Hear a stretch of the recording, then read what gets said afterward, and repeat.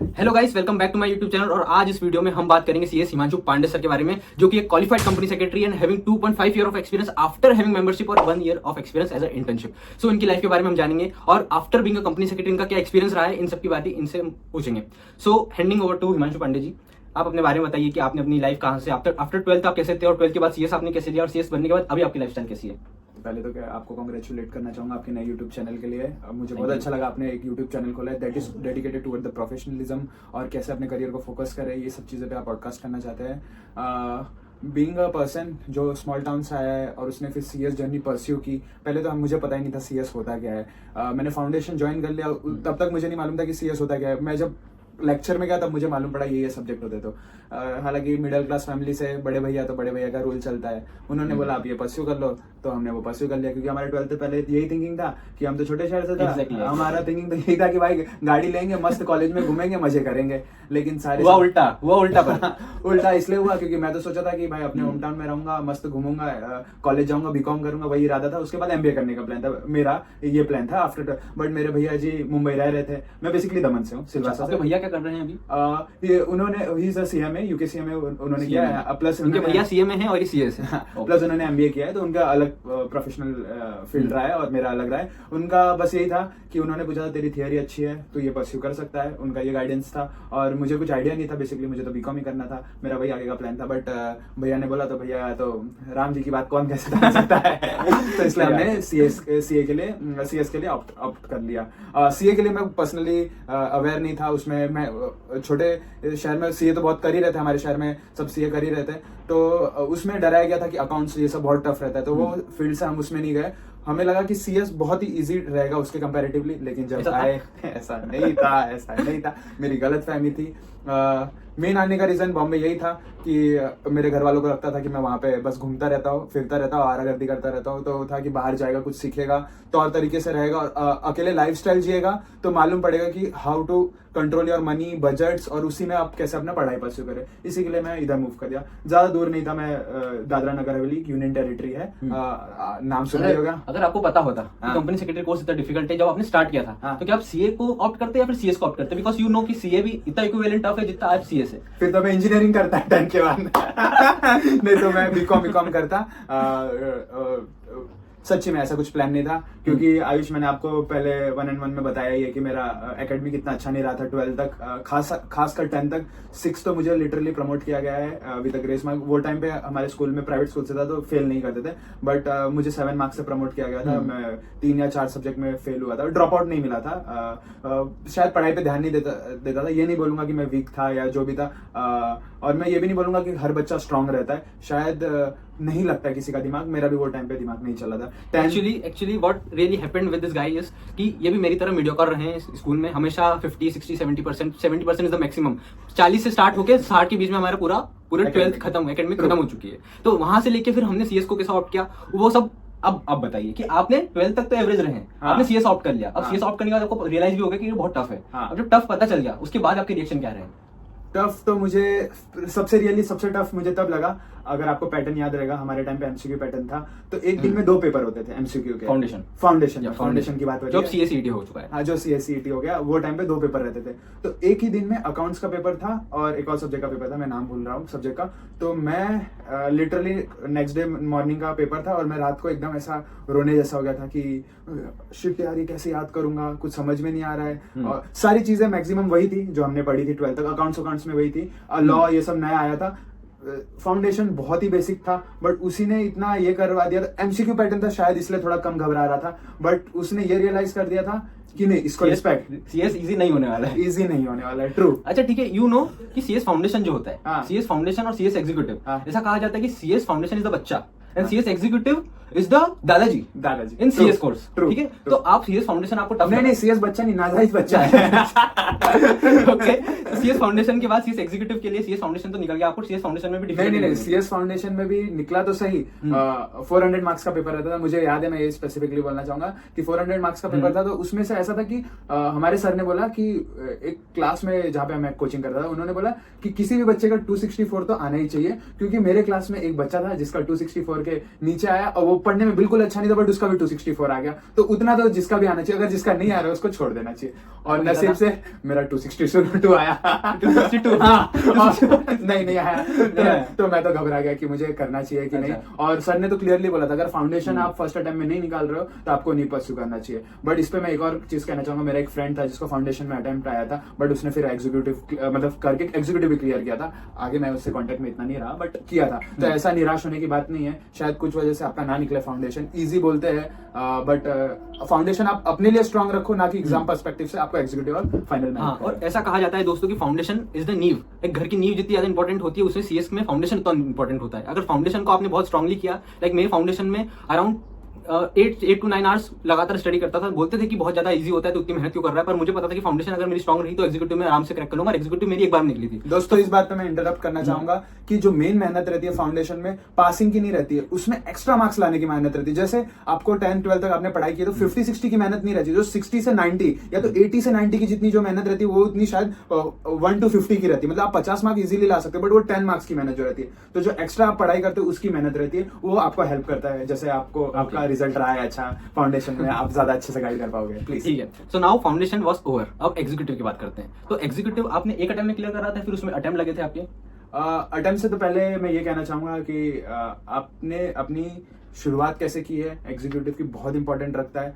आप बहुत बच्चे लोग आजकल बीकॉम बैफ एडेड कोर्स प्लस वो करते, तो एग्जाम की वजह से कंफ्यूज हो जाते हैं कि एग्जीक्यूटिव का अटेम्प्ट दे कि अपना जो बैचलर कोर्स है उसको पूरा करे, उसमें कंफ्यूज रहते हैं। तो इससे क्या होता है कि फिर वो फर्स्ट अटेम्प्ट में दिक्कत आ जाती है, क्योंकि लोग एंड में चालू करते हैं, 2 महीने 3 महीने पहले करते हैं, क्योंकि ऑफकोर्स सबको डर रहता है कि अगर ये नहीं हुआ, एक बार एग्जीक्यूटिव हो जाता है तो आप थोड़े स्ट्रॉन्ग बिलीफ में रहते हो कि चलो बस फाइनल स्टेज है। उसमें बच्चे कंफ्यूज रहते हैं, तो बच्चे सोचते हैं कि अब हम अपना ग्रेजुएशन पहले अच्छे से कर लेते हैं, उसके बाद करेंगे। तो मैं ये कहना चाहूंगा कि एग्जीक्यूटिव पे पूरा फोकस करें, डे 1 से फोकस करें तो ये हेल्प करेगा। मेरे साथ भी ऐसा ही हुआ, मैं कंफ्यूज रहा कि अब पढ़ लेंगे, ये पढ़ लेंगे, वो पढ़ लेंगे। पढ़ रहे थे, क्लासेस जाते थे, ऐसा नहीं है कि नहीं जाते थे, बट एंड आते आते ऐसा हो गया कि दोनों ग्रुप देना चाहिए कि नहीं देना चाहिए। सबके साथ यही होता है, पहले वो होता है पूरा जोश में, हम भी है जोश में, दोनों ग्रुप देंगे, फिर उसके बाद होता है कि एक ग्रुप देंगे, फिर उसके बाद होता है कि ग्रुप दे भी कि नहीं दे इस टाइम में कि नेक्स्ट टाइम दे, थोड़ा टाइम निकाल के। तो मेरे भी माइंड में वो क्वेश्चन आया कि मुझे देना चाहिए कि नहीं, क्योंकि उसमें मेरा जो सेकंड ग्रुप में सभी था, मेरा कुछ भी प्रिपरेशन नहीं हुआ था, कुछ भी इन द सेंस कुछ भी नहीं हुआ था। मैं बहुत डरा हुआ था कि मैं सेकंड ग्रुप ऑप्ट आउट नहीं करूं, बट उसमें ILGL करके एक पेपर था जो इट वाज लाइक कि मतलब इट वाज गोइंग गुड, और अकाउंट्स था जो मेरा फॉर्टे था, मुझे फील होता था। तो मैंने सोचा नहीं, दोनों ग्रुप मुझे अटेम्प्ट करने चाहिए, तो मैंने दोनों ग्रुप के लिए गया। बट अनफॉर्चुनेटली ना तो मेरा फर्स्ट ग्रुप हुआ ना तो सेकंड ग्रुप हुआ, बट लकीली उन्होंने लकी नहीं, वो उनकी हिम्मत थी जो दोनों ग्रुप के लिए ऑप्ट किया, क्योंकि मेजोरिटी ऑफ द स्टूडेंट्स होते हैं वो एक ही ग्रुप के लिए जाते हैं तो डर जाते हैं। उन्होंने दोनों ग्रुप का सोचा, उसके बाद दोनों में फेल हुए, तो नेक्स्ट अटेम्प्ट के लिए वो रेडी रहे कि मेरा कम से कम कोर्स तो कंप्लीट हुआ है। तो मैं भी एडवाइस यही करूंगा आप बच्चों को कि कम से कम अब दोनों ग्रुप की प्रिपरेशन करो, और एग्जाम भले एक ग्रुप की दे दो, बट प्रिपरेशन अगर दोनों ग्रुप की कंप्लीट होगी तो आप नेक्स्ट अटेम्प्ट में उसको प्रॉपर्ली टैकल कर पाओगे। ट्रू, मैं भी यही इनके बात पे एग्री करना चाहूंगा, बट लकीली मुझे एग्जाम्शन मिल गया था, वो भी 1 नहीं 2 नहीं 3 नहीं 4 सब्जेक्ट में, 4 सब्जेक्ट्स। तो on the next attempt know on the first attempt में नेक्स्ट अटेम्प्ट में एग्जीक्यूटिव। फर्स्ट अटेम्प्ट में हुआ क्या ना, सेकंड ग्रुप मेरा सेबी की वजह से रह गया, फर्स्ट ग्रुप मेरा लॉ की वजह से रह गया। बट मुझे फर्स्ट ग्रुप में 2 पेपर में एग्जाम्शन था और सेकंड ग्रुप में भी 2, तो मेरा ग्रुप तो कोई नहीं निकला, बट लकीली मुझे एग्जाम्शन आ गया। अब मैं ये डरा हुआ था कि मुझे एग्जाम्शन लेना चाहिए कि नहीं, क्योंकि उसमें एक सेबी पेपर बचा था, जो कि it was like very tough for me. And मैं ये कहना चाहूंगा, आप जिस चीज से एक्सेप्ट कर लोगे, आप डर रहे हैं, वो चीज आपको और डराएगा। जो मुझे रियलाइज करा एग्जीक्यूटिव में फर्स्ट अटेम्प्ट में कि मैं उससे डर रहा था, उसकी वजह से मैं सोच रहा था कि मुझे 2 एग्जाम्शन ड्रॉप आउट कर लेना चाहिए, कि मुझे सिर्फ खाली 2 पेपर के जो फर्स्ट ग्रुप में आए उनको लेने चाहिए, कि और मुझे 5 सब्जेक्ट 4 सब्जेक्ट के लिए प्रिपेयर करना चाहिए। लेकिन मेरे भाई ने मुझे बोला कि नहीं, आप वैसे जाओ, हो जाएगा, क्योंकि मेरे फर्स्ट अटेम्प्ट में सभी में सिर्फ 25 मार्क्स आए थे। मीन्स मैं बुरी तरीके से फेल था, बट बाकी 2 सब्जेक्ट में इट वाज 65-70 मतलब अच्छे मार्क्स थे। तो वो 2 सब्जेक्ट के अकाउंट्स एंड लॉ में, और फर्स्ट ग्रुप में भी एग्जाम्शन थे, लॉ टैक्स में था फर्स्ट ग्रुप में, और मैं भूल रहा हूँ दूसरे सब्जेक्ट का नाम, वो 2 सब्जेक्ट में एग्जाम्शन थे। तो फिर मैंने कंटिन्यू किया, मैंने बोला कि नहीं, दोनों देना चाहिए। बट इससे मुझे हौसला मिला, शायद मैंने वो फेस नहीं किया। जिन बच्चों ने दोनों ग्रुप दिया और शायद कोई नहीं निकल रहा है, वो बहुत ज्यादा मायूस हो जाते हैं, क्योंकि हमने 2 ग्रुप के लिए ट्राई किया और हमारा हमारा कुछ भी नहीं निकला। मेरा शायद 2-3 निकला हुआ था, वो मुझे एक रश दिया कि नहीं यू कैन डू इट, आप आगे बढ़ सकते हो, आप कर सकते हो। तो वो मेरे में एक फैक्टर रह गया था, इसलिए मैंने फिर सेकंड वापस अटेम्प्ट दिया और भगवान की दया से सेकंड अटेम्प्ट में हो गया। सो मेन क्रक्स तो इस चीज का ये है कि आपको दोनों ग्रुप के लिए अप्लाई करना है, अपियर करना है, क्योंकि दोनों ग्रुप को अपियर करने से आपका एक कॉन्फिडेंस बिल्ड होता है। एंड इवन ये सोचो अगर वो दोनों ग्रुप की जगह एक ही ग्रुप में जाते हैं तो हो सकता है कि वो ग्रुप भी नहीं निकलता और एग्जामिशन भी नहीं आती, और एग्जामिशन भी आती है 2 ही सब्जेक्ट में आती, 4 सब्जेक्ट में एग्जामिशन आई, तो एक कॉन्फिडेंस भी हुआ और एक सेफ प्ले भी हो गया। तो बेटर है कि आप दोनों ग्रुप के लिए जाओ। मुझे काफी बच्चे पूछते हैं कि यार सर एक ग्रुप दे देते हैं, हमारे पास टाइम कम है। मैं तो सजेस्ट करता हूं कि तुम दोनों ग्रुप की प्रिपरेशन कर लो, अच्छे से कर लो, ताकि तुम लॉन्ग टर्म के लिए सोचो। लॉन्ग टर्म अटेम्प्ट तो अगला अटेम्प्ट, अगर ये अटेम्प्ट में निकला तो अगला अटेम्प्ट तो तुम फेस करने वाले हो ना, तो अगले अटेम्प्ट की प्रिपरेशन अगर आज से तुम तैयार रखो। भगवान ना करे कि तुम्हारा अटेम्प्ट लगे, पर अगर अटेम्प्ट लग जाता है तो अगले अटेम्प्ट के लिए प्रिपेयर रहना is a safe game. So now move to your professional journey. अब प्रोफेशनल के साथ आपको ऑप्शन मिलता है कि आप अपनी ट्रेनिंग भी स्टार्ट कर सकते हो एग्जीक्यूटिव क्लियर करने के बाद, या तो आप प्रोफेशनल क्लियर करने के बाद अपने आर्टिकल स्टार्ट कर सकते हो। ठीक है, तो आपने क्या किया था, एग्जीक्यूटिव के बाद अपने आर्टिकल स्टार्ट कर दी या प्रोफेशनल के बाद ही स्टार्ट कर दी थी? तो आयुष जी मेरे टाइम पे ऐसा था कि 1 ईयर का आर्टिकल छपता था। तो Okay. जो बच्चे थे वो अक्सर यही प्लान करते थे कि एक बार प्रोफेशनल पूरा निकाल लेंगे, फिर 1 साल की ट्रेनिंग करेंगे, क्योंकि अगर आपने प्रोफेशनल नहीं निकाला तो आपको 2 साल की करनी पड़ती थी। तो बच्चे लोग सोचते थे कि 2 साल की ट्रेनिंग करे, उसमें पढ़ाई का टाइम निकाले, उससे अच्छा निकाल लेते। 1-2 अटेम्प्ट लग भी गया। हिंट 2 साल की ट्रेनिंग आफ्टर एग्जीक्यूटिव एंड 1 साल की ट्रेनिंग आफ्टर प्रोफेशनल। स्टार्टिंग में मैंने बता दिया था कितने साल की। तो आपने प्रोफेशनल के बाद अपने आर्टिकल स्टार्ट। सो आप क्या रिकमेंड करोगे, एग्जीक्यूटिव के बाद स्टार्ट करना चाहिए, प्रोफेशनल के बाद स्टार्ट करना चाहिए? अभी पहले के टाइम पे तो बहुत इजी था गैस करना है कि मैं एनी टाइम यही रिकमेंड करता था कि आप प्रोफेशनल के बाद करो, एक बार क्लियर करके करो। बट अभी ऐसा हो गया है कि आप फाइनल पास हो या नहीं हो, आपको 21 मंथ की कंपलसरी ट्रेनिंग करनी है। तो अब के टाइम पे थोड़ा सा कैलकुलेटिव डिसीजन हो गया, बट मेरा पर्सनल ओपिनियन है आप एक बार फाइनल का पूरा अच्छे से अटेम्प्ट दे दो, उसके बाद ही फील्ड में जाओ। इवन यू आर ट्रेनी, आप कहीं पे भी काम कर रहे हो, आपको 100% डेडिकेशन देना पड़ता है, क्योंकि ये फील्ड आपसे उतना मांगता है, आपसे आर्ग्यू करता है और आपको उस पर कमिट करना ही पड़ता है, आप चाहे या ना चाहे। तो मेरा ओपिनियन यही रहेगा आयुष जी कि किसी भी बंदे को अगर करना है, फील्ड में जाना है, तो he should at least 1 time give his full professional attempt, फिर उसके बाद वो चूज करे कि उसको ट्रेनिंग करनी है कि नहीं करनी है, कि एक अटेम्प्ट और वेट कर सकता है। ओके, तो प्रोफेशनल में आपने दोनों ग्रुप, 3 ग्रुप थे, 2 ग्रुप थे, 3 ग्रुप थे। तो तीनों ग्रुप आपने एक साथ दिया था या फिर एक एक करके दिया था, या फिर कुछ और ही माइंडसेट चल रहा था आपको, कुछ डिफरेंट ही कुछ? तो मैं ये इस पे एक बात ये बताना चाहता हूँ कि इंसान जो रहता है वो कितना भी अपनी गलती कर ले, अपनी गलतियों से सीखना जरूरी है। मैं गलती किया, बट उससे मैंने एग्जीक्यूटिव के बाद भी नहीं सीखा, मैंने वापस वही गलती की कि पढ़ाई को लेते गया, खींचते गया, एंड में करेंगे करते करते वो एंड में ऐसा हो गया कि मुझे 3 ग्रुप वापस देने चाहिए कि नहीं देने चाहिए। वापस same what was happened in executive, हाँ, वो प्रोफेशनल में भी और फिर वो मोमेंट पे मैंने ये सोचा कि शिट, मैं ये चीज तो ऑलरेडी जी चुका था, इस पे मैंने ये बिलीव लिया था कि स्टार्टिंग से पढ़ाई करूंगा। ऐसा मैं नहीं कहूंगा कि मैं स्टार्टिंग से पढ़ाई नहीं कर रहा था, मैं कर रहा था, बट वो जर्नी आप जानते ही है कि 9 महीने 8 महीने की इतनी शॉर्ट रहती है, आप डिसीजन नहीं ले पाते हो कि आपने वही टाइम पे क्लासेस अपने पूरे किए हैं। आपके क्लासेस होने के बाद आपके पास 2 महीने रहते हैं, क्लासेस में आपके 6 घंटे 5 घंटे चले जाते हैं। आप वो क्लासेस में आधे टाइम आप ध्यान देते हो, आधे टाइम तो आप अपने मौज मस्ती में रहते हो कि नहीं ध्यान देते, तो उतनी प्रोडक्टिव पढ़ाई नहीं हुई। बट मैं ये बोलना चाहूंगा कि एग्जीक्यूटिव और फाइनल में मैं निकाला हूं, तो one of the main reason was कि मैंने पढ़ाई नहीं की थी 4-5 महीने, पूरी 5 महीने मैंने पढ़ाई नहीं की थी, सिर्फ एंड के 2.5-3 महीने की थी फर्स्ट अटेम्प्ट में। बट वो 5 महीने मैंने मेजोरिटी ऑफ द सब्जेक्ट के लेक्चर्स ध्यान से सुने थे। सिर्फ सुनो और नोट भी बनाओगे, बहुत हेल्प करेगा, रादर देन टाइम पास करना या तो दोस्तों से बातें करना, वो करो, वो इंपॉर्टेंट है, बट अगर लेक्चर को ध्यान भी दोगे तो वो आपको बहुत ज्यादा हेल्प करेगा। क्योंकि अभी मेरे को 3-4 साल हो गया है जर्नी की है, मेरे फ्रेंड्स हुए हैं जो बाद में बने, पहले बने, और कितने सारों ने ड्रॉप कर दिया। बट उससे मुझे ये चीजें क्लियर हुई कुछ भी कि लेक्चर्स में ध्यान देना। आप सेल्फ स्टडी कर रहे हो तो आप खुद के राजा है, बट अगर आप लेक्चर्स ले रहे हो, आपने पे किया है, भले वो थोड़ा कम अच्छे से समझा रहा है, ज्यादा अच्छे से समझा रहा है, बट अगर वो समझा रहा है, आप मन लगा के समझो तो शायद हेल्प करेगा। बात वही रहती है आपके माइंड की रहती है, आपका माइंड फ्रेश रहेगा तो एक फालतू सी भी मूवी आपको शायद अच्छी लगेगी, मैं एग्जांपल देना चाहूंगा, और आपका मूड खराब रहेगा, कितनी भी सुंदर मूवी दिखा जाए आप करेगा यार ये क्या घटिया सी ओवर एक्टिंग कर रहा है। तो वही मूड रहता है कि आप लेक्चर्स पे कोशिश तो कीजिए ध्यान देने की, आप कितना ही भले वो खराब रहे, आपने पे कर दिया है, आप अपना टाइम दे रहे हो, तो आप कोशिश कर दिए पॉजिटिव माइंड से सुनिए, अच्छे के लिए आपके लिए बता रहा है, आप ध्यान दोगे तो शायद आप जितना एक्सपेक्टेशन है उस पर मीट नहीं होगा, लेकिन काफी चीजें आपको समझ में आएंगी, वो हेल्प करेंगी। मेरा पास होना इंपॉर्टेंट से ज्यादा बच्चे को क्या करना चाहिए वो इंपॉर्टेंट है, मुझे ऐसा फील होता है, क्योंकि आप निकल जाते हो, ठीक है, आपकी जर्नी, आपकी आयुष अलग रही है, आपने अपना अलग हसल किया, मैंने अलग हसल किया, बट मोर इंपॉर्टेंट रहता है कि बच्चे जो आ रहे हैं और जो बच्चे देख रहे वो ये ना समझे कि अरे ये समझ में आ रहा है तो ये देखूंगा, ये समझ में नहीं आ रहा तो ये नहीं देखूंगा। ऐसा नहीं होता है, कभी कभी आप शायद थोड़ा स्टार्टिंग में नहीं आएगा, आपको थोड़े टाइम बाद समझे, बट आपने अगर लिया है तो कोशिश यूटिलाइज करो इन शॉर्ट आप कहना चाह रहे हैं कि अगर आपने किसी के लेक्चर लिए हैं तो उसके ऊपर भरोसा रखो वो भी इंसान वही पढ़ा रहा है जो आपके मॉड्यूल में लिखा हुआ है। तो आपको अगर बाद में डिफिकल्टी लग रही है कि यार मेरे को समझ में नहीं आ रहा फैकल्टी ने क्या बोला है, तो आप मॉड्यूल गो थ्रू करो, मॉड्यूल में भी वही सेम चीज लिखी है जो वो पढ़ा रहा है, तो मॉड्यूल से आपको समझ में आ जाएगा। मॉड्यूल से भी समझ में नहीं आता तो YouTube is the very good platform जहाँ पे बहुत रिवीजन लेक्चर वगैरह डले हुए हैं, काफी फैकल्टी के डले हुए हैं, आप उसको गो थ्रू करो, वहां से जाके अपने डाउट क्लियर करने की कोशिश करो। और नहीं भी होता है तो टेल दैट फैकल्टी यार मुझे इस पर्टिकुलर चीज में नहीं समझ में आया, वो आपकी हेल्प जरूर करेंगे, तो पैसे लिए तो हेल्प करते हैं वो लोग। बरोबर। जैसे मेरे क्लास में 120 बच्चे थे, उसमें से 60 बच्चे को एक लेक्चर नहीं समझ में आता, 50 बच्चे को एक फैकल्टी नहीं समझ में आती, 30 बच्चे को वो नहीं समझ में आता था,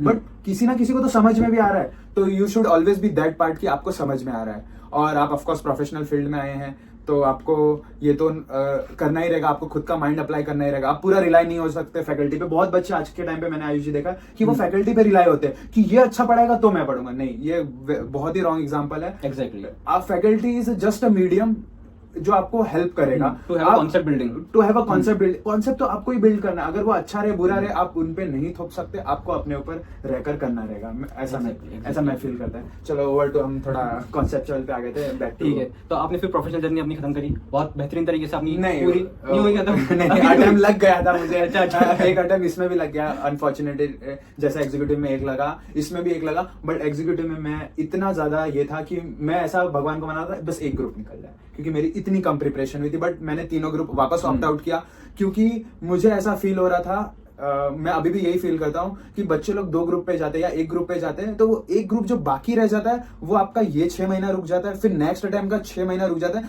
तो वो एक ग्रुप के लिए 12 महीने का लॉगेज हो जाता है। फिर आप उसके लिए शायद वापस री लेक्चर लेते हो या तो आप वापस प्रिपेयर करते हो। मैंने यही सोचा था कि कम प्रिपरेशन, लेकिन आएगा क्या वो तो देख के आते हैं पेपर में। तो हमने तीनों ग्रुप अप्लाई करे वापस तीनों। Third was very list prepare, very list prepare, but I was like कि कम से कम पेपर देख के तो आता हूँ क्या। लकीली मेरा एक ग्रुप निकल गया .150 मार्क्स से।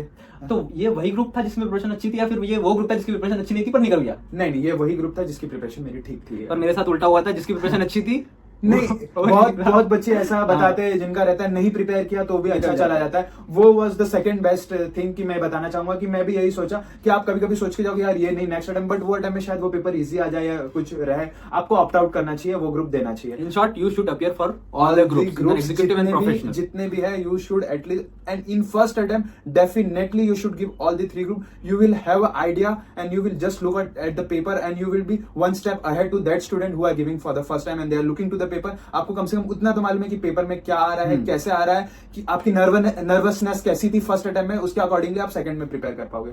फिर फर्स्ट में आइडिया आ गया तो फिर सेकंड में मैंने तीनों क्रैक कर लिया, वो फिर इजी हो गया था। बट आइडिया लेने के लिए मेरा ऐसा था कि आपको अपीयर करना चाहिए और उसके बाद वो हेल्प करता है। हाँ, इसमें आयुष जी एक चीज और कहना चाहूंगा कि मैंने अपनी जितनी भी एग्जाम दी है वो बॉम्बे से दी है। बहुत बच्चे लोग को एक मिथ तोड़ना चाहूंगा कि बहुत बच्चे लोग बोलते हैं कि आप छोटे शहर पे सीएस पे अराउंड ये चलता है, या प्रोफेशनल स्किल सीए में सीएमए में मैंने सुना है कि छोटे शहर पे जाके एग्जाम सेंटर पे जाके एग्जाम दो, वहां से बच्चे पास करते हैं, क्योंकि उनकी कुछ क्राइटेरिया रहती है हर शहर से कुछ बच्चों को निकालने की। जैसे सूरत में ऐसा मैंने सुना था और मुझे लगा कि ये मिथ है। तो इस वजह से, हालांकि यहाँ से मेरा ट्रैवल बॉम्बे से ज्यादा दूर नहीं है कि एग्जाम टाइम में मैं दे सकता था, बट मैं ये मिथ तोड़ने के लिए मैंने अपने सारे ऑलमोस्ट एक ही अटेम्प्ट मैंने अपने होम टाउन में दिए, वापी में सेंटर लगता है, बाकी मैंने सारे अटेम्प्ट बॉम्बे में दिए, कि ऐसा बताने के लिए ऐसा कुछ नहीं होता, ये जस्ट अ मिथ है। आप कहाँ से भी दो, कोई पेपर में लीनियंसी चेकिंग नहीं होती है, ऐसा कुछ भी फायदा नहीं होता है। और सीएस में तो सीए में तो ऐसा नहीं होता जैसा अभी नीट वालों के साथ हो रहा है नहीं, वैसा नहीं होता है, वैसा नहीं। लेकिन बच्चों लोग का ये मिथ रहता है कि शायद फैकल्टी से भी रहता है कि WRC के बच्चे हैं, यहाँ से बच्चे ज्यादा निकल रहे हैं, गुजरात से कोई निकल रहा है कि नहीं, महसाना से कोई निकलना है कि नहीं, दिल्ली से कोई निकल रहा है। तो दिल्ली के भी आउटस्कर्ट्स में जहाँ पे पहला सेंटर है या कम सेंटर है, तो वहाँ के बच्चे जैसे जामनगर हो गया, या तो एग्जाम्पल मैं देना चाहूंगा कि इंदौर में तो ठीक है, इंदौर के जैसे इंदौर से काफी सीएस आते हैं। हाँ, ऐसा होता है कि वहां से जाके एग्जाम दो कि वहाँ पे अभी नया है तो वहाँ पे बच्चे को पास करेंगे, बनाएंगे नए, बट ऐसा कुछ भी नहीं होता। गवर्नमेंट ये डिसीजन नहीं देखती, स्टेट वाइज नहीं होता, ये स्टेट से हम इतने बच्चे पास करेंगे जिनको पास करना है। फैन बेस होती है भैया पूरी इंडिया में। एक एग्जाम एक सीएस से सबको बराबर परसेंटेज निकला है, 3%, 4%, 5%, 10% बच्चे पास करना है, तो पूरे ऑल इंडिया के लेवल पे देखा जाता है। सो आपकी प्रोफेशनल जर्नी अब खत्म हो चुकी है। एग्जीक्यूटिव में आपने दोनों ग्रुप दिए, दोनों ग्रुप देने के बाद फिर आपने पास किया। प्रोफेशनल में तीनों ग्रुप दिए, तीनों ग्रुप देने के बाद फिर आपने पास किया। नाउ आपकी ट्रेनिंग स्टार्ट होती है। अब ट्रेनिंग आपने फर्म से करी थी या कंपनी से करी थी? एक और चीज कहना चाहूंगा, आपको डिसिसिव होकर काम नहीं करना चाहिए कि मुझे यही काम करना है, मैं यही काम सीखने आऊंगा। बहुत बच्चे लोग लिस्टेड का काम सीख लेते, सब काम ही है, आप सीखे ऑफकोर्स, लिस्टेड सीखो, अनलिस्टेड सीखो, आईपीओ का काम सीखो, मर्जर अमालगमेशन सीखो, आपको हर फील्ड में जाना। बट आर्टिकलशिप स्टार्टिंग फेज में आप ये सोचो, आपको जितना नॉलेज मिल रहा है उतना ग्रैब करो। छोटे से छोटा नॉलेज भी बहुत हेल्प करता है। ऑफकोर्स 10 साल बाद शायद वो आप काम नहीं करोगे, आप भूल चुके रहोगे, फॉर्म नहीं बनाओगे, वो ठीक है, बट आपको स्टार्टिंग में हर चीज सीखना चाहिए। आपको स्टार्टिंग में ही एकदम हसल होकर प्रो होने की जरूरत नहीं है, क्योंकि मैं आज भी मानता हूँ कि बेस क्लियर रहना बहुत जरूरी है। लकीली अनलकीली मुझे अच्छे फर्म में मिल गया जॉब, मैंने अपना आर्टिकलशिप चालू कर लिया। मैंने बट डिसीजन लेकर ऐसा प्रॉपर्ली नहीं सोचा था कि मुझे कंपनी में जाना चाहिए कि फर्म में जाना चाहिए, जो आजकल के बच्चों लोग का रहता है। जैसे आपने मुझे क्वेश्चन किया कि आपको किस में जाना चाहिए, तो मैं वो टाइम पे अगर होता तो मैं वो टाइम पे सोचता पैसा कहाँ जाना है, वहां जाते हैं भैया। बट एग्जैक्टली, फिर तो कंपनी ही चूज करना थी। फिर लेकिन कोविड में ऐसा आया कि मतलब जहाँ मिल जाए, और थोड़े जॉब्स कम रह गए थे 2-3 महीने के स्टार्टिंग के फेजेस के लिए, ऐसा नहीं है। तो मैंने 5 महीने बाद अपनी आर्टिकलशिप चालू की। मुझे स्टार्टिंग में काम रिपीटिव मिल रहे थे जो हर आर्टिकल्स को मिलते हैं, printing, notice, agenda, MVP1, DI rate, जो जानती होगी जो फील्ड में, तो बहुत बोर हो गया था। मैंने बोला यार यही काम है क्या।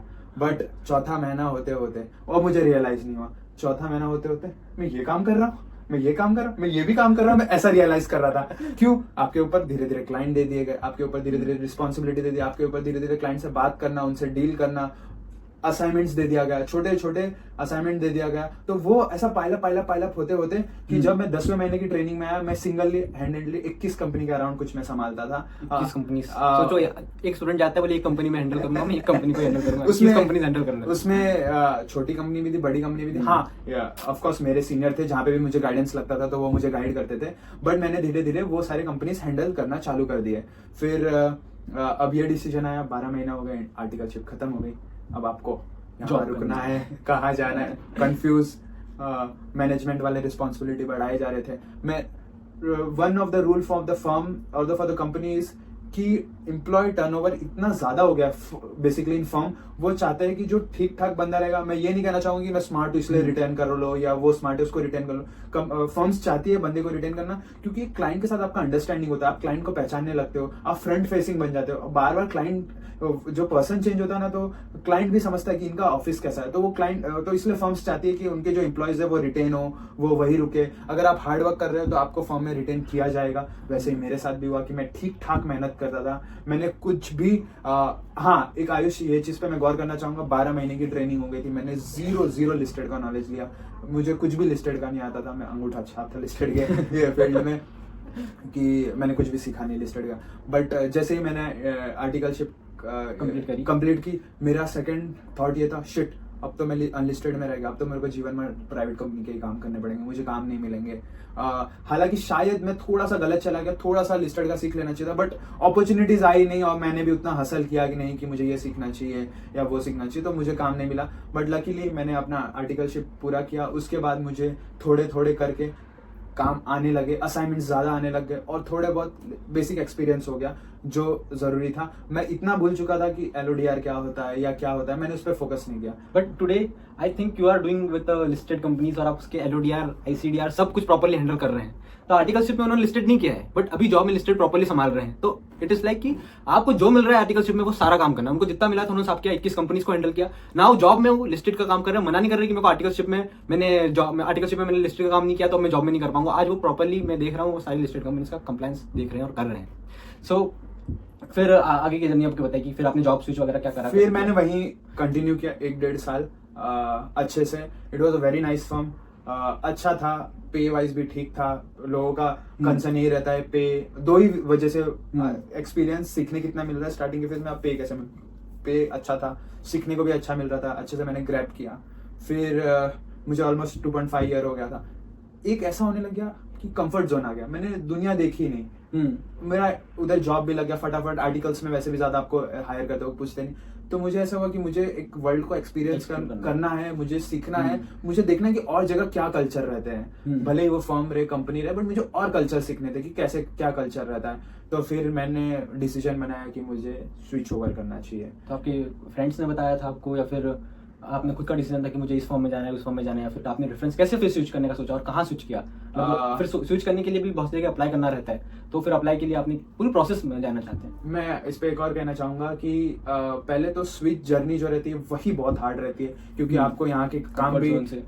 Comfort zone is that is okay, but आपको यहाँ के कमिटमेंट को पूरा करना है, एक हैंडओवर देकर जाना है, किसी को प्रॉपर समझा के जाना है, फिर आपको नए फॉर्म में जाना है, वहां पे जाके नई चीजों को वापस ग्रैब करना है, सब चीज समझना है, तो वो A to B ट्रांजेक्शन रहता है। तो इट इज लाइक मैं आपको कहना चाहूंगा, हंसी लगेगा, but A to B job करना शादी से कम नहीं है। जितना सोच समझ के आप शादी के लिए डिसीजन लेते हो, उतना ही सोच समझ के आपको जॉब स्विच ओवर के लिए डिसीजन लेना चाहिए, नहीं तो आप बाद में फंस जाते हो, क्योंकि सब जगह नोटिस पीरियड्स रहते हैं, कमिटमेंट रहते हैं। अगर वो सब चीजें भी ठीक है, बट सामने वाले ने भी आपको हायर किया as a long term view, और आपको चीजें नहीं जम रही है और आप 4 महीने बाद बोल रहे हैं मुझे नहीं जम रही है, मुझे पुल आउट करना है, तो उनके लिए भी थोड़ा हार्ड हो जाता है और आपके लिए भी ऑफकोर्स हार्ड रहता है। आप वापस फिर 4 जगह अप्लाई करो, जॉब ढूंढो, 2 इंटरव्यूज दो, समझो, दैट इज वेरी हार्टिक प्रोसेस। तो इसलिए जब भी जॉब स्विच ओवर करें, कभी भी रश में आके ना करें, 3-4 महीना वहीं पे कंटिन्यू कर लें, बट प्लीज जब ट्रांजेक्शन देखे तो थोड़ा स्मूथली देखे, अच्छे से देखे,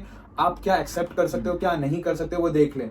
जैसे कि मैं एग्जांपल देना चाहूंगा, आप बॉम्बे में हो, लोग आर्टिकलशिप करते हैं फटाफट, अरे मुझे जॉब करना है, और फिर जहां पे अप्लाई करते थे, फिर जहां हो गया ले लेते, फिर रियलाइज करते यार ट्रैवलिंग 1.5 घंटा एक 1 वे पड़ रहा है, 3 घंटा पड़ रहा है यार, 6 महीने बाद बोलते हैं यार मैं यहाँ पे नहीं कर पाऊंगा। तो ये 6 महीने बाद नहीं, ये चीज आपको पहले से, जो चीज आप, हर चीज आप नहीं समझ सकते, बट कुछ चीज तो आपको मालूम है। जैसे ट्रैवलिंग हो गया, आपको क्या एक्सपोजर चाहिए। बहुत लोग का रहता है कि उनको मर्जर के फील्ड में जाना है या उनको एनसीएलटी के फील्ड में जाना है, तो आप वो सीखना चाहते हैं तो आप वैसा डिसीजन लीजिए। आपको हाई पे पे जाना है तो आप वैसा डिसीजन लीजिए। आप करने के बाद बस करना है, देखा जाएगा, ले लेते, फिर जहां मिलेगा वापस चले जाते। वैसा जॉब लेकर ना करें, आपके सीवी पे बैड इंपैक्ट पड़ता है, ऐसा मुझे लगता है। अभी मेरी भी जर्नी छोटी है, मैंने भी एक स्विच ओवर लिया है, बट मुझे ऐसा फील होता है कि आप जहां पे भी जाए, लॉन्ग टर्म के हिसाब से जाए, परसिवियरेंस के हिसाब से जाए, कि आप डेडिकेशन पूरा देंगे वो फर्म को, और आपके साथ आप वो फर्म का भी ग्रोथ करेंगे। तो वैसे मैंने स्विच ओवर लिया, 1.5 साल हो गए मुझे करंटली वर्क करते हुए। अच्छा, एक प्यारा सा क्वेश्चन आपसे कि एक सीएस स्टूडेंट जब, एक 12th का स्टूडेंट जब सीएस में आता है, तो उसका सबसे मेजर डाउट होता है कि यार सीएस में सच में स्कोप है क्या, सीएस करना इतना वर्थ इट है मेरे लिए, क्या ये मेरी लाइफ एकदम सुधार सकता है या फिर मेरी लाइफ बना सकता है? सो आपका क्या कहना है कि सीएस में लिटरली स्कोप है आज की बढ़ती हुई डिमांड कंप्लायंस को लेके, उस बेसिस पे आप अपना क्या सोचते हैं कि सीएस की लिटरली आने वाले टाइम में आयुष, इस पे मैं कहना चाहूंगा डेफिनेटली स्कोप है। एनी डे जब से अपना इंस्टीट्यूट आया है तब से आज तक स्कोप बढ़ता ही रहेगा और प्रोग्रेसिवली इंप्रूव करता रहेगा। We are a very heavy populated country, जहाँ पे वर्कफोर्स बहुत ज्यादा है, कंपनीज भी हैं, कंप्लायंसेस भी वैसे ही हैं, लोग भी वैसे ही है, स्टूडेंट्स भी वैसे ही आएंगे, दैट इज ट्रू। आप उसमें ये सोचोगे कि इससे ज्यादा तो मैं एमबीए कर लेता तो कमा लेता, एमबीए वाला सोचता है कि मैं इससे ज्यादा ये कर लेता वो कमा लेता, आईटीआई सोचेगा इससे ज्यादा मैं ये फील्ड में चले जाता, that is a different thing. आप अगर अच्छे से डेडिकेटली होकर करना चाहे, बहुत स्कोप है, आप अच्छा कमा भी सकते हैं, रेप्यूटेटेड जॉब है, and it is a worth job जिसमें आपका स्किल जाता है, माइंड स्किल जाता है, और आप कुछ नया हासिल करते हैं, और आप सबसे इंपॉर्टेंट कंट्री की इकोनॉमिक ग्रोथ कराने में हेल्प करते हैं। बोलते हैं 4th pillar of the economic development. True, मैं एग्री करता हूँ। मैं आयुष जी इस पे ये कहना चाहूंगा कि मैंने किया, मुझे इतना गर्व नहीं फील होता था कि मैंने सीएस कर रहा हूँ या नहीं कर रहा हूँ, बट काफी थोड़े पहले समय से मैं काफी I am very proud to say that I have done a company secretary. And मैं ये कहना चाहूंगा आपको, मैं अभी 4-5 महीने से जान रहा हूँ, आपने भी थोड़ा हेल्प किया है कि मुझे समझने के लिए कि सीएस का वर्थ क्या है। हम इजीली बोल देते हैं यार हाँ सीएस किया, नहीं, एक मेहनत लगी है, एक प्राउड डिग्री है, एक डिग्निटी है। अब वो डिग्निटी को रिप्रेजेंट करके कंपनीज को रिप्रेजेंट कर रहे हो, कंप्लायंसेस में रिप्रेजेंट कर रहे हो, आप इकोनॉमिक में जो भी रिप्रेजेंट कर रहे हो, तो आपका जो टेक था एज अ सीएस को लेकर, आप जैसा देखते हो, आप मोटिवेट करते हो, आपकी रील्स बहुत हंसी मजाक वाली है, मैं देखता हूँ कभी कभी, तो अच्छा लगता है, तो वो इंस्पायर किया है। तो एनी डे मैं आयुष जी इस पे ये कहना चाहूंगा कि सीएस फील्ड ऐसा है, आप कभी भी रिकमेंड किसी को भी कर सकते हो, but true question is that कि is it a worth of giving a attempt? It is a knowledgeable course, it will help me in a future, can it give me a secure future? तो इन सारे सवालों का जवाब है yes yes yes yes, चारों का जवाब yes है। आपको वो अच्छा फ्यूचर भी दे सकता है, सिक्योर जॉब भी दे सकता है, आपको एनी टाइम हेल्प कर सकता है। अच्छा कोर्स है। मैं पर्सनली ये कहना चाहूंगा इस पे आपको कि yes you should try to give a attempt on a CS. So आज हमने हिमांशु भैया से काफी सारी चीजें आज सीखी है। इवन कुछ चीजें तो ऐसी थी जो मेरे को खुद को पर्सनली लगा कि यार ये मेरे लिए बनी है, ये मेरे को खुद बोल रहे हैं कि यार आयुष देखिए यहाँ पे तो गलती कर सकता है, यहाँ पे ठीक कर सकता है, यहाँ पे तो इंप्रूव कर सकता है, और ये चीजें तो सीएस फील्ड में आ गई। और जितना स्कोप मुझे आज लग रहा है कि यार सच में बहुत ज्यादा स्कोप है, उतना पहले शायद मेरे को नहीं लगा था, क्योंकि इनके after having experience of 2.5 years in a corporate field, इनको जब मैं देखता हूँ एकदम बड़े बड़े क्लाइंट्स को एडवाइस करते हैं, और वो बड़े बड़े क्लाइंट्स जो लाखों का टर्नओवर कर रहे हैं, लाखों की कंपनी संभाल रहे हैं, वो एक कंपनी सेक्रेटरी की पूछ रहे हैं, बात मान रहे हैं, तो वो मेरे को बहुत ज्यादा मोटिवेटिंग लगता है कि यार ठीक है, पैसे अपनी जगह, बट रिस्पेक्ट जितनी मिलती है, क्योंकि इनके साथ मैं गया हूँ ऑडिट पे, इनके साथ मैं डीडी पे भी गया हूँ, उनके साथ मैंने कई ज्यादा क्लाइंट हैंडलिंग वगैरह करी है, तो पता चलता है कि यार ये कैसे हैंडल कर रहा है, सामने वाला इज्जत कितनी दे रहा है। So this course is literally worth it. तो हम आपका बहुत बहुत धन्यवाद करते हैं हमारे शो पे आने के लिए, और हमारी जनता को मोटिवेट करने के लिए, हमारी जनता को गाइड करने के लिए, आपका बहुमूल्य समय के लिए हम धन्यवाद देना चाहेंगे। So guys, comment down what your thoughts on this video, और आप किस टॉपिक पे न्यू अपनी वीडियो चाहेंगे। और हमारे पास 2 3 4 5 लोग और हैं जो सीएस मेरे साथ काम कर रहे हैं ऑफिस पे। अगर आप चाह रहे हैं कि हिमांशु सर जैसे और हमारे इस चैनल पे आए और आपको गाइड करे, तो मुझे कमेंट बॉक्स में जरूर बताइएगा। और दूसरे प्लेटफॉर्म पे भी आप इनको भी ढूंढ सकते हैं, मुझे भी ढूंढ सकते हैं, CS Ayush Patidar, CS Himanshu Pandey, direct search करिएगा, डायरेक्ट मैसेज करिएगा, और अपनी फीलिंग, ट्रू फीलिंग हमको बताइए कि आपको ये चीज कैसी लगी। So let's meet in the next video. So all the best, bye.